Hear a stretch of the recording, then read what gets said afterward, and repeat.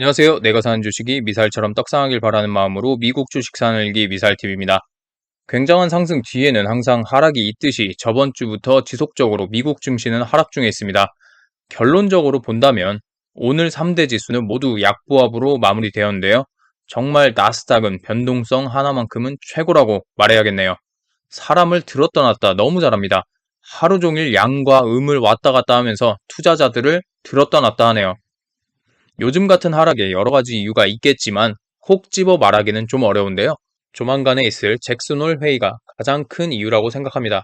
그냥 시장이 연준의 금리 인상 의지와 잭슨홀 회의 때 파월이 시장의 악재가 되는 말을 쏟아내진 않을까 하는 걱정으로 인해 투자금을 회수하거나 최근에 있었던 상승으로 인해 얻은 수익을 실현하고 있는 것이죠. 그러니 너무 겁먹으실 것 없습니다. 어제와 오늘을 포함한 최근의 하락으로 TQQQ의 주가가 장기적인 관점에서 매수하기에 굉장히 좋은 가격이 되었는데요. 오늘은 여러분들께서 항상 궁금해하시는 3배 레버리지 TQQQ와 SOXL 매수 타이밍에 대해서 설명을 해드리고자 합니다. 저는 항상 말씀드리듯이 단기 이동 평균선은 그저 단기적인 주가의 움직임을 살펴보기 위해서 사용합니다. 반면에 장기적인 관점에서 조금이라도 싸게 살 수 있는 포인트를 찾기 위해서는 480일과 960일 이동평균선을 주로 사용합니다. 먼저 나스닥 차트로 살펴보겠습니다. 나스닥 차트의 경우에 우리가 아주 잘 아는 굵직한 사건이 있을 때마다 480일과 960일 이평선 중간에 위치했었습니다. 특히 코로나 당시와 올해를 보시면 나스닥은 960일 이동평균선을 깨고 내려가 있습니다. 나스닥은 단지 두 번의 예시지만 두 번 모두 960일 이동평균선을 2일에서 3일 만에 회복해주면서 강한 상승을 보여줬습니다. 나스닥 차트만을 봤을 때는 나스닥 지수가 960일 이동평균선을 깨고 내려간다면 그때는 정말 가진 현금의 50% 이상을 내가 평소에 염두에 두었던 좋은 회사라고 생각되는 회사에 투자해도 좋은 포인트라고 생각합니다. 간단히 나스닥의 경우를 살펴봤는데요. 사실 우리가 궁금한 것은 3배 레버리지 종목입니다. 많은 유튜버 분들께서 TQQQ와 SOXL의 분석을 위해 그 한 배수인 QQQ와 SOXX를 분석하시곤 합니다. 하지만 제가 말씀드리는 매수 타이밍의 경우에는 3배 종목들의 차트를 살펴보아야 합니다.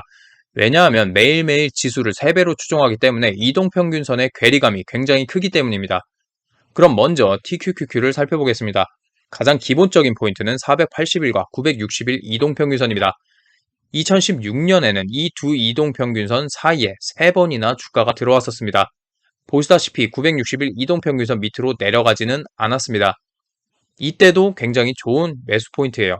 그럼 다음 좋았던 매수 포인트로 들어왔던 시기를 살펴보겠습니다.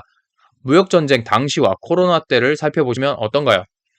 이 두 시기에 모두 960일 이동평균선 아래로 주가가 하향 돌파했습니다.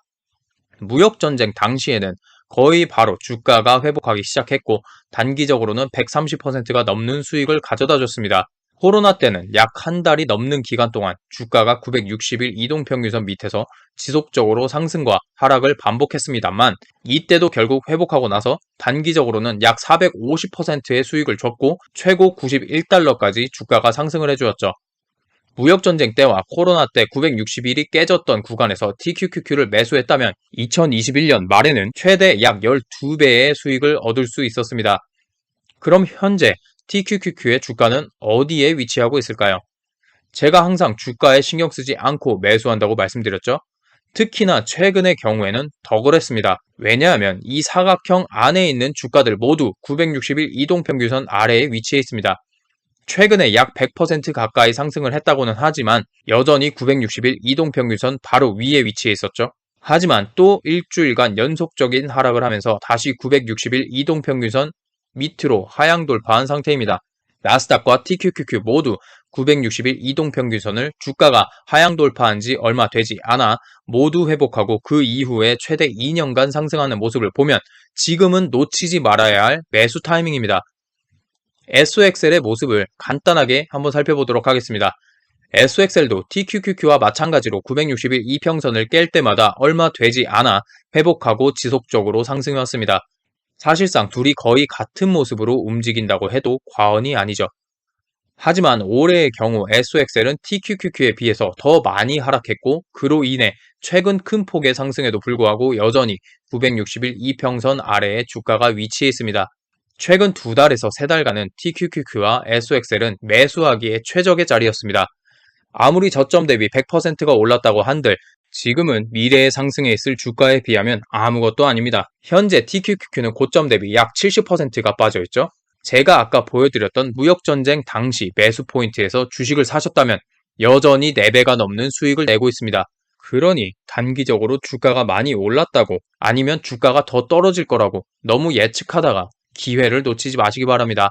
여러 가지 보조지표를 따지면서 너무 머리 아프게 생각하지 마시고 단순하게 이런 장기 이동 평균선을 기준으로 매수를 하셔도 충분히 좋은 가격에 좋은 주식을 매수할 수 있습니다. 그렇게 사신 주식을 장기적으로 들고 가시면 미래에는 올해와 같은 큰 하락장을 맞이하더라도 여전히 큰 수익을 누리고 있을 것이며 더욱더 장기적으로 들고 가신다면 충분히 경제적 자유를 누리실 수 있을 거라고 생각합니다. 오늘 영상은 여기까지 하도록 하겠고요. 오늘 영상도 도움이 되셨다면 좋아요와 구독 그리고 알림 설정까지 부탁드리겠습니다. 감사합니다.